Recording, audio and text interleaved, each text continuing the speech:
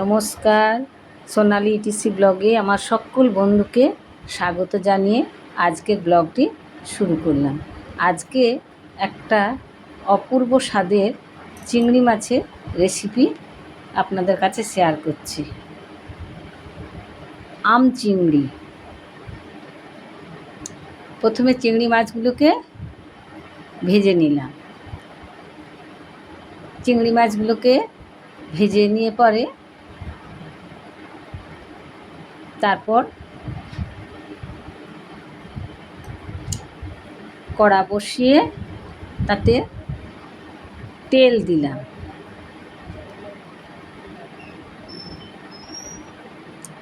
এটা হচ্ছে আম চিংড়ি। কালো জিরে, তেজপাতা, লঙ্কা ফোড়ন দিলাম।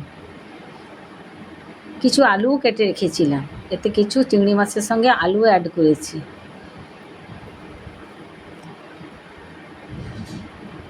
খুব সুন্দর স্বাদ হয়েছিল। প্রচণ্ড গরম তো, গরমের মধ্যে একটু টক জিনিস খেতে বেশ ভালোই লাগছে। তারপর পেঁয়াজ কুচি দিলাম। পেঁয়াজগুলো একটু ভাজা ভাজা হয়ে আসলে পরে তাতে আলুগুলি অ্যাড করলাম। আলুগুলো একটু কষে নিলাম। একটু লবণ এবং হলুদ দিয়ে কষে নিলাম। তারপরে আদা বাটা আর সর্ষে বাটা অ্যাড করলাম এবং এই আলুটা একটু সিদ্ধ হয়ে গেলে পরে তাতে কাঁচা আম অ্যাড করেছি। দিয়ে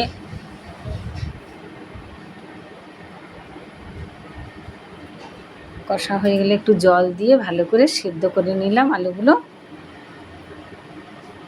কাঁচা লঙ্কা, আম,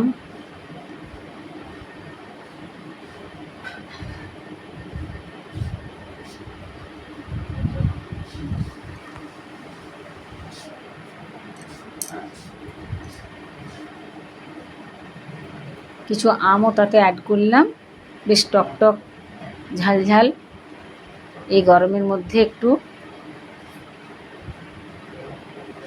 টক ঝাল রেসিপি বেশ ভালোই মজাদার। তারপর এটা আলুটা সেদ্ধ হয়ে গেলে, আলু সেদ্ধ হয়ে গেলে চিংড়ি মাছগুলো অ্যাড করে ফুটিয়ে নিলাম।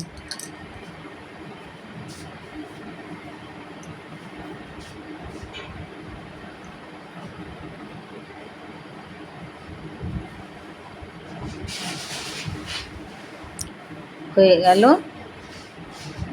একটু ঘন হয়ে গেলে পরে